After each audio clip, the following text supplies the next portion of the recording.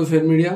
ఇవాళ మీతో షేర్ చేసుకోవాలనుకున్నటువంటి ఏకైక అంశమే భారత ప్రభుత్వము ఇటీవలి కాలంలో చేపట్టినటువంటి వక్ఫ్ సవరణ చట్టం గురించి.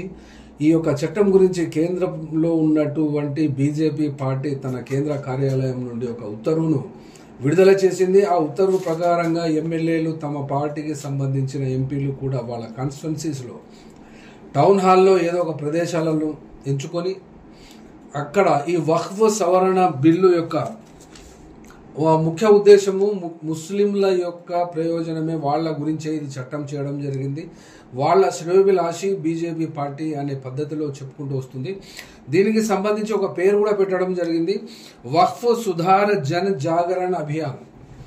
వక్ఫ్ సుధార్ జన్ జాగరణ్ అభియాన్ అంటే ఈ వక్ఫ్ చేసినటువంటి ఈ యొక్క వక్ఫ్లో చేసినటువంటి సవరణల ద్వారా భారతదేశంలో ఉన్నటువంటి సెక్యులర్ ముస్లిం మరియు ఇతర డెమోక్రటిక్ ఫోర్సెస్ అన్నిటికీ కూడా ఇది ఒక కొంత కలవర పాటును కలగజేసింది. ఎందుకనంటే ఈ చట్టాన్ని ఎందుకు చేయవలసి వచ్చింది అంటే, ఇప్పుడు బీజేపీ సంజాయిషి చెప్పుకునే దశకు వచ్చింది.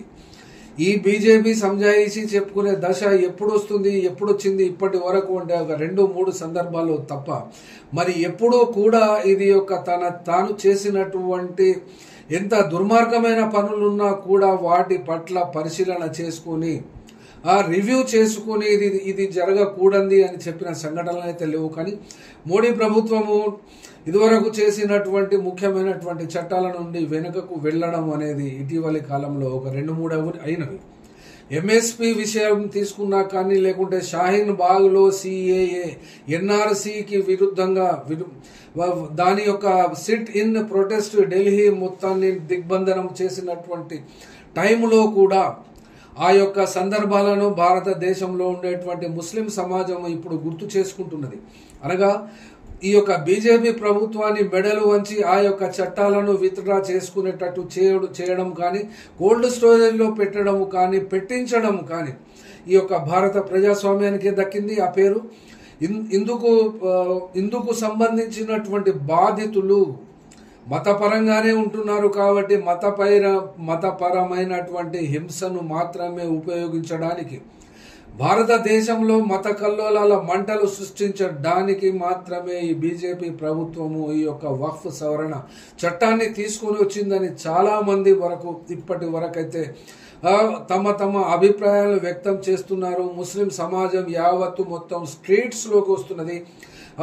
శుక్రవారం మసీదులో నమాజు తరువాత కూడా రోడ్లపై ప్లాకార్డులు పట్టుకొని తమ యొక్క నిరసన గళాలను సీరియస్గానే విప్పుతున్నటువంటి సందర్భంలో ఇక్కడ ముస్లిం సమాజం ఆందోళన చెందుతున్నటువంటి అంశాలలో ముఖ్యంగా ఈ వక్ఫ్ సవరణ చట్టంలో చెప్పబడినటువంటి అంశాలు ఎంత మంచివి ఉన్నవి అని బీజేపీ చెప్తుంటే, ఇది ఏ రకమైనటువంటి నష్టాన్ని కలిగిస్తుంది, వక్ఫ్ యొక్క ప్రాపర్టీస్ను, వక్ఫ్ చేసినటువంటి ఆస్తులను ఇది ఏ రకంగా లాభం చేస్తుందో అని బీజేపీ భారత ప్రభుత్వం సాక్షిగా, పార్లమెంటు సాక్షిగా దేశం యావత్తు ఈ తమ బీజేపీ ఎంపీల ద్వారా, ఎమ్మెల్యేల ద్వారా చెప్పాలి అనుకుంటే మేము కూడా ఒక సూచన చేయదలుచుకున్నాము. మా సూచన ఏంటంటే, ఈ యొక్క సూచన ప్రకారం హిందూ మత సంస్థలు మరియు దాన ధర్మాల చట్టం 1987 అనగా ఈ యొక్క హిందూ మత సంస్థలు మరియు దాన ధర్మాల చట్టం గురించి చెప్పాలి అంటే, ఈ యొక్క దాన ధర్మాల చట్టము పూర్వకాలంలో అనగా బ్రిటిష్ కాలంలో కూడా ఈ యొక్క చట్టాలు ఉన్నవి. ఈ యొక్క చట్టాన్ని ఇప్పటి వరకు ఆ దేశవ్యాప్తమైనటువంటి సెంట్రల్ యాక్ట్ అనేది అయితే భారతదేశంలో లేదు. కాబట్టి ఈ సెంట్రల్ యాక్ట్ ఇటువంటిదే ఈ యొక్క ముస్లిం జనాభా 14.20 ఉన్నప్పుడు దేశంలో ఉన్నటువంటి 80% ముస్లింలకు కేంద్రంలో ఉన్నటువంటి బీజేపీ ప్రభుత్వము ఎందుకు చట్టం చేయదు? ఇక్కడ మౌలికమైనటువంటి ప్రశ్న ఇది. ఎందుకంటే పార్లమెంటులో ఉన్నటువంటి మెజారిటీకి సంబంధించినటువంటి బీజేపీ మంత్రులు, ఎమ్మెల్యేలు ముస్లింలకు మేము మేలు చేస్తున్నాము అని ఈ యొక్క వక్ఫ్ సుధార్ జన్ జాగరణ్ అభియాన్ నడిపిస్తున్నప్పుడు ఈ హిందువులకు సంబంధించి 80% వాళ్లకు ఉన్నటువంటి వాళ్లకు కూడా ఎందుకు చట్టం చేయరు? సూటిగా స్పష్టంగా ఈ ప్రశ్న అడగవలసి వస్తుంది. ఎందుకంటే కొన్ని సందర్భాలలో కొన్ని ప్రశ్నలకు ప్రశ్నలే జవాబులుగా ఉంటాయి. ప్రశ్నలు అడిగేటువంటి వాళ్లకు ప్రజాస్వామ్యం ముసుగులో ఉండేటువంటి హిందూ మతోన్మాద శక్తులకు లేదా లిబరల్ హిందువులకు లేకుంటే మతం ముసుగులో ముస్లింలకు శత్రుత్వము వహిస్తున్నటువంటి బయట బహిరంగంగా చెప్పుకోలేక లోపల ఒక చెదలుగా ఈ యొక్క దేశ సమాజానికి ఈ యొక్క సమాజంలో చెదలు పట్టించేటువంటి మౌనంగా ఉండేటువంటి వాళ్ళ యొక్క మనసులో ఉండేటువంటి మాట కూడా ఇక్కడ చెప్పవలసి వస్తున్నది. భారతదేశానికి ఏ రకంగానైతే ద వక్ఫ్ అమెండ్మెంట్ యాక్ట్ 2025 వచ్చిందో అలాంటిదే హిందూ ప్రజలకు కూడా దేవాదాయ మరియు ఈ యొక్క ధార్మిక సంస్థలకు సంబంధించి హిందూ మత సంస్థలు మరియు దాన ధర్మాల చట్టం కూడా అర్జెంటుగా తీసుకురావాల్సిన అవసరం ఉన్నది. ఎందుకనంటే ఇందులో పెట్టినటువంటి క్లాజులు కనీసానికి 110 పైన ఉన్నవి. అనగా ఈ యొక్క వక్ఫ్ అమెండ్మెంట్ యాక్ట్ కు సంబంధించి 110 ఉన్నటువంటి ఆ యొక్క సెక్షన్లలో సుమారుగా 50 పైన సవరించడం జరిగింది. ఈ సవరించినటువంటి చట్టములో అత్యంత ప్రధానమైనది, క్రూరమైనది, అత్యంత అది బాగా భారీ ఎత్తున ప్రజలకు నష్టం కలిగిస్తూ మత కల్లోలాల కుంపట్లలోకి ప్రతి ప్రాంతంలో నెట్టవేయబడేటువంటి ప్రయత్నమే ఈ యొక్క బిల్లు ద్వారా జరుగుతుందని ఖచ్చితంగానే చెప్పగలుగుతున్నాము. ఎందుకు అనంటే ఇక్కడ చెప్పుకోదగినటువంటి వక్ఫ్ ప్రాపర్టీస్ దేశం మొత్తంలో కూడా 8,70,000గా రికార్డ్ అయి ఉన్నవి. ఇది భారత పార్లమెంట్ లో మంత్రి కిరణ్ రిజిజు చెప్పినటువంటి లెక్కనే. ఈ యొక్క 8,70,000 యొక్క ఆస్తులు ఇవి వక్ఫ్ ఆస్తులు. ఈ యొక్క ఆస్తుల కింద 9,40,000 ఎకరాల భూమి ఉన్నది అని ఒక ప్రాపగండా అయితే చేస్తున్నారు. రైట్, మంచిదే. ఇంత భూమి ఉన్నది, భూమిని ఎవరు పట్టుకొని పోతారు, ఎవరు పట్టుకొని పోయారు? ఇప్పటి వరకు ఏ దేవుడు అనుకున్న 33 కోట్ల మంది దేవుళ్ళు ఈ యొక్క భారతదేశంలో పుట్టించబడిన వాళ్లను మొక్కుతున్నటువంటి ప్రజలు ఇంత మంది 80% భారతదేశంలో ఉన్నప్పుడు ఏ దేవుడైనా పర్వాలేదు అనుకున్నా, లేకుంటే ఈ దేవుడే ప్రధానము అనుకున్నా పర్వాలేదు. కానీ పుట్టినటువంటి వాడు ఇక్కడనే గిట్టిపోతాడు, ఏది పట్టుకోపోవడానికి ఉండదు అనేటువంటి విషయాన్ని హిందూ మతము కూడా, ఇస్లాం మతము కూడా, అట్లాగే క్రిస్టియన్ మతము కూడా, ఏ మతమైనా కూడా, అది జోరాస్ట్రియన్లైనా ఇజ్రాయిల్ అయినా కూడా ఏదైనా చెప్తూ ఉంటుంది. కాబట్టి ఇక్కడ తీసుకుపోయేటువంటి భూమికి సంబంధించిన లెక్కలు ఏ రకంగానైతే ముస్లిములకు వక్ఫ్ ప్రాపర్టీస్ వలన ఉపయోగం జరుగుతుంది అని అనుకున్నప్పుడు ఇలాంటి చట్టాన్నే ఈ యొక్క అంశాలను ఏ రకంగా చేర్చినారో ఆ రకమైనటువంటి చేరికల ద్వారా గనక ఇక్కడ చేయాలి అనుకుంటే, ఇక్కడ చెప్తున్నటువంటి అంశంలో గనక చూసినట్లయితే ఈ యొక్క హిందూ దేవాలయాలకు సంబంధించి అసలు ఒక డేటా ప్రకారంగా 6,50,000 హిందూ దేవాలయాలు భారతదేశంలో ఒక రఫ్ లెక్క ఉన్నది. ఒక రఫ్ లెక్క 6,50,000 వస్తున్నాయి. కానీ చిన్న చిరుక దేవుళ్ళ ఈ యొక్క మందిరాలను లెక్క పెడితే సుమారుగా 20 లక్షల లెక్కలు వస్తున్నాయి. అనగా 20 లక్షల దేవాలయాలు అనుకోకపోయినా అందులో సగము 6,50,000 అనుకున్నా. ఇందులోపట వీళ్ళ ఈ యొక్క అనగా ఈ యొక్క దేవాలయాల పరిరక్షణలో కానీ ఈ దేవాలయాలకు సంబంధించినటువంటి భూమి 20 లక్షల ఎకరాలు. అనగా ఈ ముస్లింలకు ఉన్నటువంటి భూమి 8,70,000 అయినప్పుడు ఇక్కడ 20 లక్షల ఎకరాలు ఉన్నవి. ఇక్కడ ఎకరాల పంచాయతీ కాదు. ఈ యొక్క ముస్లింలకు సంబంధించినటువంటి వక్ఫ్ ప్రాపర్టీస్ 1,20,000 కోట్లు అయితే, ఇంతకు ముందు చెప్పిన పద్మనాభ స్వామి ఆలయంలో ఉన్నటువంటి బంగారం విలువ కూడా 1,20,000 కోట్ల రూపాయలు.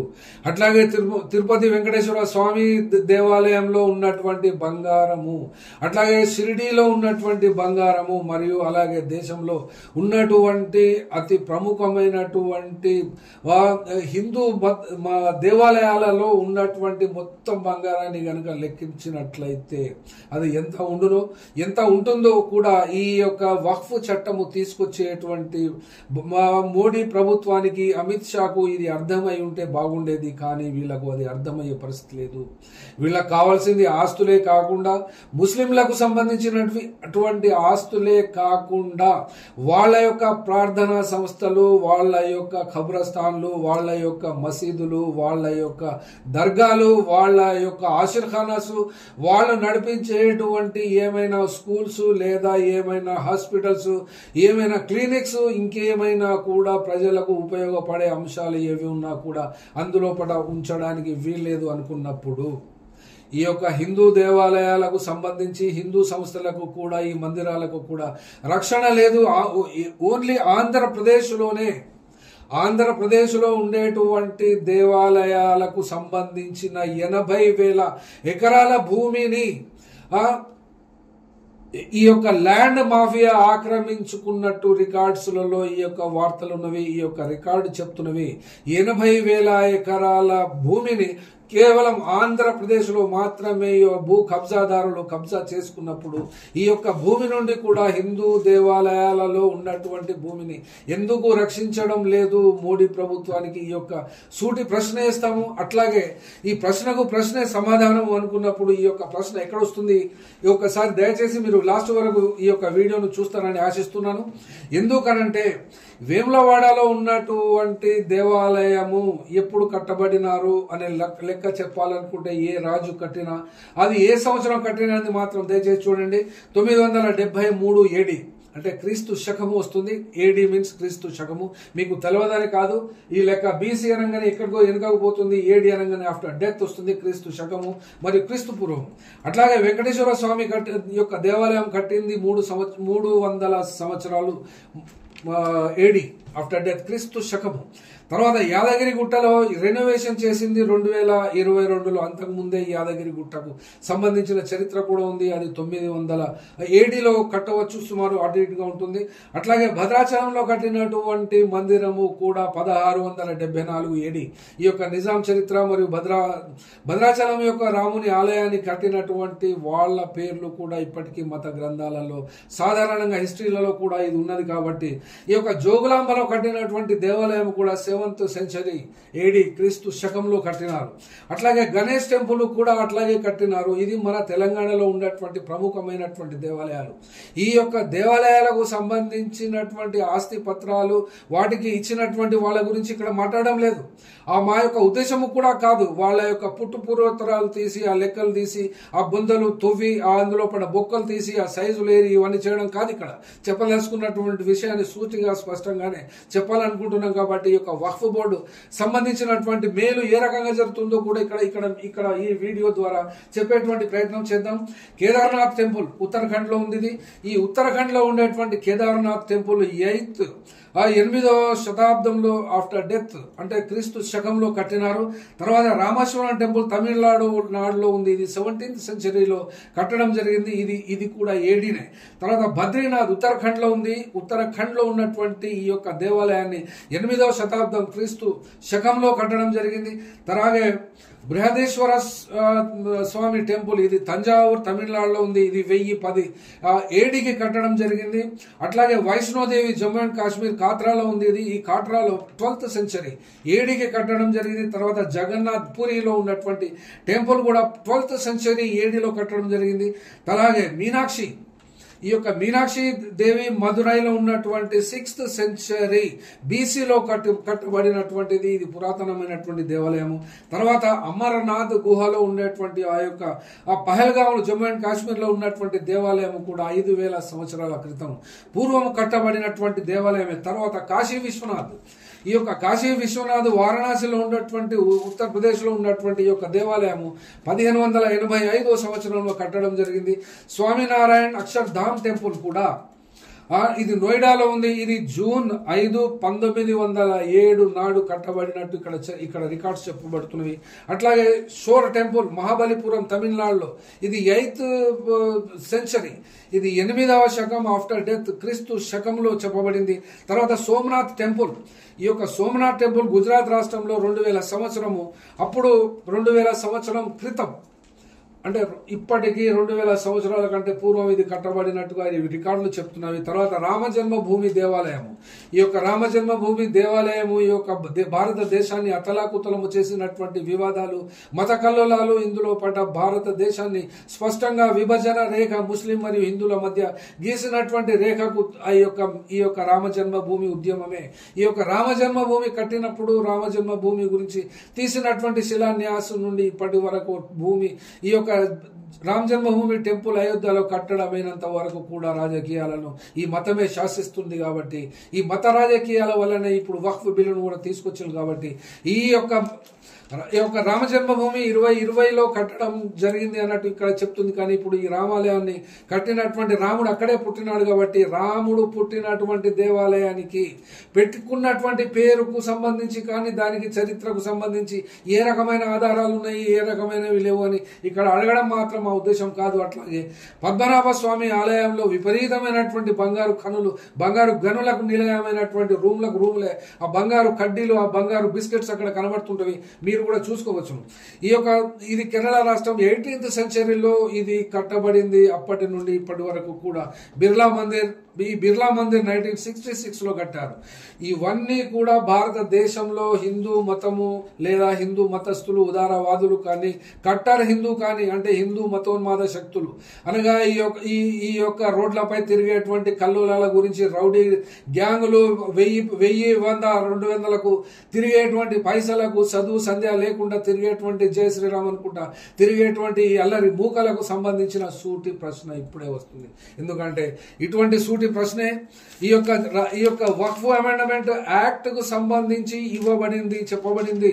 ఈ యొక్క చెప్పబడినటువంటి వక్ఫ్ సంబంధించినటువంటి యాక్ట్ కు సంబంధించి ఇక్కడ ఏ భూమి అయితే వక్ఫ్ కింద ఈ చట్టము రాక ముందు గాని, చట్టము వచ్చినాక కానీ ఆ యొక్క ఒక ఆస్తి, వక్ఫ్ ఆస్తి చెప్పబడిందో ఈ యొక్క వక్ఫ్ పరిరక్షణలో ఉందో దాని యొక్క పేరు కావాలట, దాని యొక్క ఐడెంటిఫికేషన్ చేయాలి, దాని యొక్క చుట్టూ బౌండరీస్, సరిహద్దులు కూడా గుర్తించి ఆ యొక్క భూమి, ఆ యొక్క ఆస్తి ఎవరి ఆధీనంలో ఉంది, దాన్ని ఎవరు ఉపయోగిస్తున్నారు, ఉపభోక్తలు ఎవరు అనేటువంటి ప్రశ్న కూడా ఇప్పుడు ఇక్కడ ఉద్భవిస్తున్నది.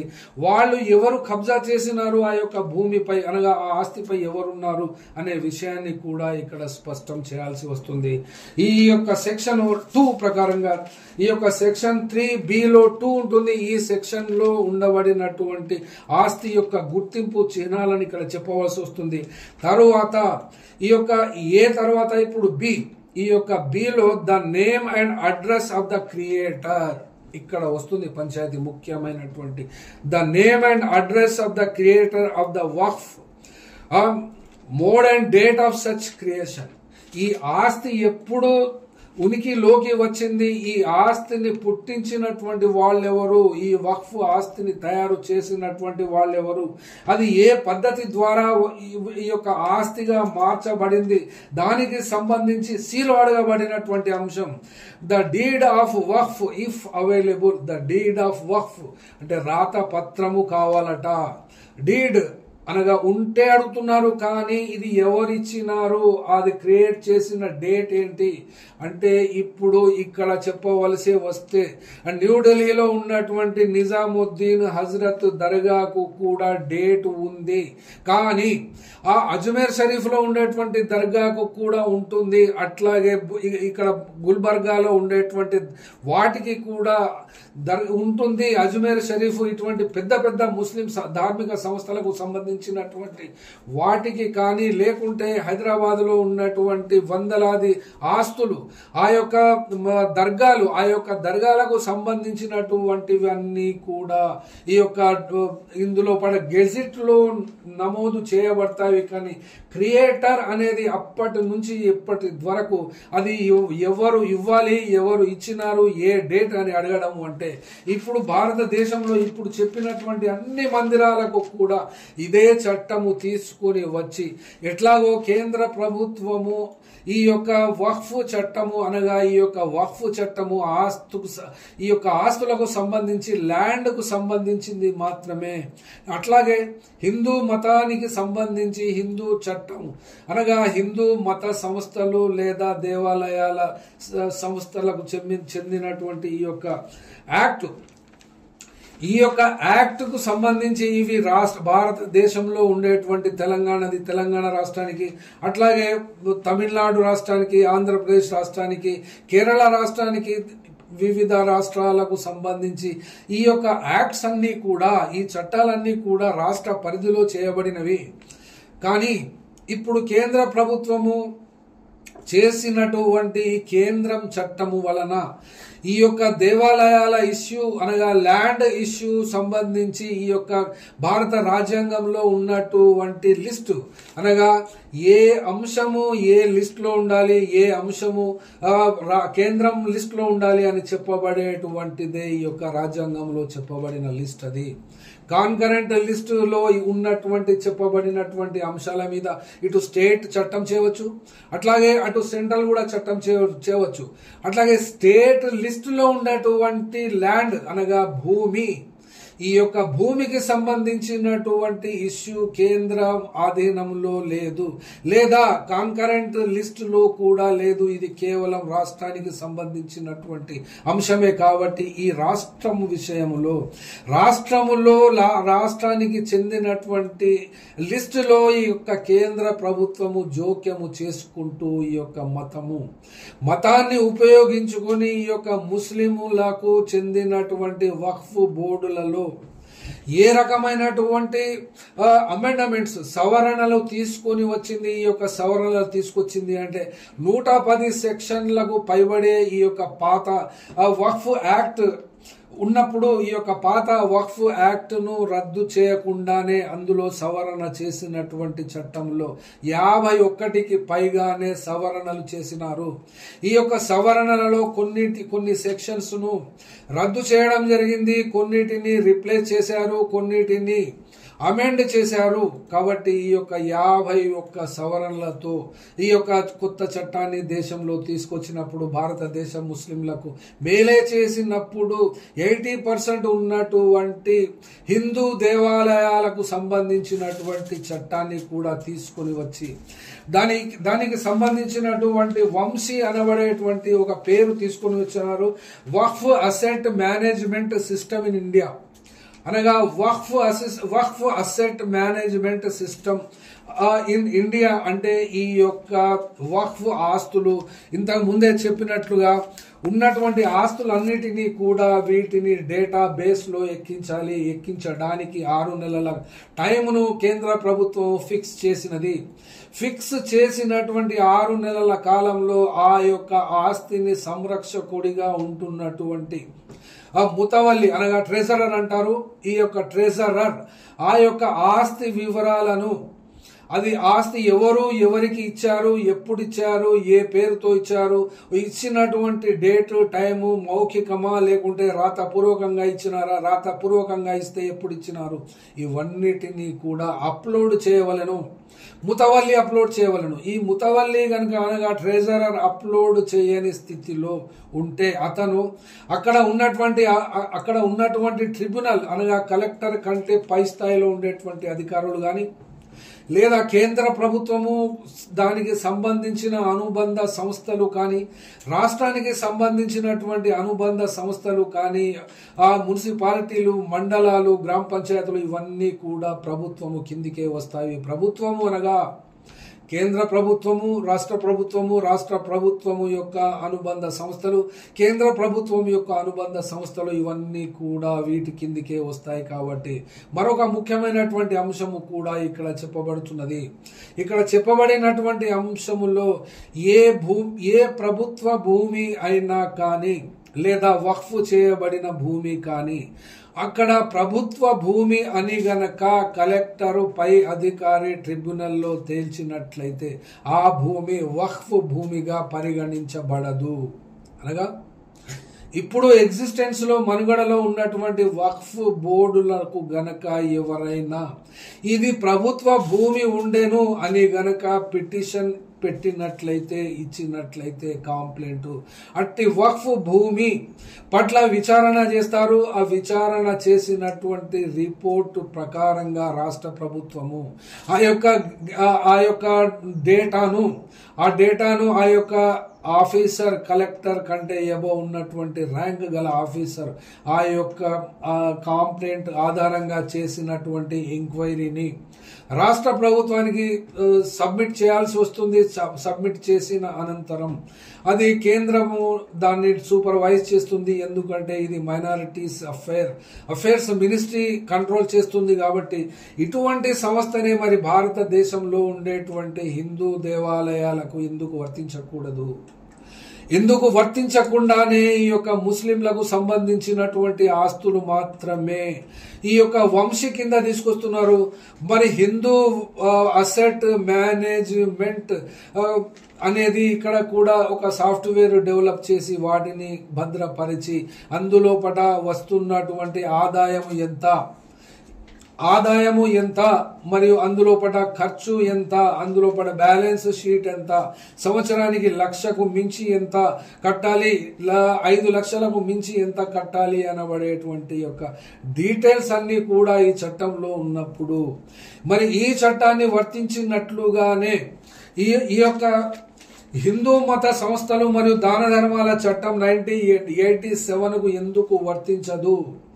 ఎందుకు వర్తించకుండా పక్షపాతం వహిస్తున్నారు? రేపటికి ఎవరైనా కమ్యూనిస్టులు కానీ లేదా క్రిస్టియన్స్ కానీ లేదా ముస్లిమ్స్ కానీ లేదా సిక్కులు కానీ లేదా డెమోక్రటిక్ ఫోర్సెస్ లేదా డెమోక్రటిక్ సిస్టమ్ లేదా సెక్యులరిస్టులు ఎవరైనా కూడా ఈ యొక్క దేశంలో ఉన్నటువంటి మొత్తము హైకోర్టులలో కానీ సుప్రీం కోర్టులో కానీ ఈ యొక్క వక్ఫ్ బిల్లు తరహాలోనే హిందువులకు సంబంధించి 80% ఉన్నటువంటి వాళ్ళ యొక్క ధార్మిక ఆస్తులను అనగా హిందూ మత సంస్థలు మరియు దాన ధర్మాల చట్టం 1987కు కూడా వాటిని సవరణలు చేసి అట్లాగే ఈ యొక్క వాళ్ళ భూములను కూడా కాపాడి అలాంటి పేదలు ఉన్నటువంటి అక్క చెల్లెళ్లకు తమ్ముళ్లకు కడు దరిద్రము అనుభవిస్తున్నటువంటి వాళ్ళందరికీ కూడా ఈ చట్టం లాంటిదే ఒకటి కొత్త చట్టాన్ని తీసుకురావాలని చెప్పి మోడీ ప్రభుత్వానికి మా యొక్క మనమే అనుకున్నా డిమాండే అనుకున్నా మా యొక్క మాట ఖచ్చితంగానే చెప్పగలుగుతున్నాము. దీన్ని ఎవరు ఏ రకంగా అర్థం చేసుకున్నా పర్వాలేదు, కానీ చెప్పే ఉన్న విషయాన్ని ఖచ్చితంగా చెప్పడమే మా ఉద్దేశంగా మేము ముందుకు వస్తున్నాము. ఇందులో పడ ఏమైనా మీరు చెప్పదలుచుకుంటే మర్యాద పూర్వకంగా కామెంట్స్ చేయవచ్చును. అది ఆ రకంగా దానికి కూడా మేము తగిన రీతిలోనే ఆ పద్ధతిలోనే వినయంగానే జవాబిస్తాము. Thank you.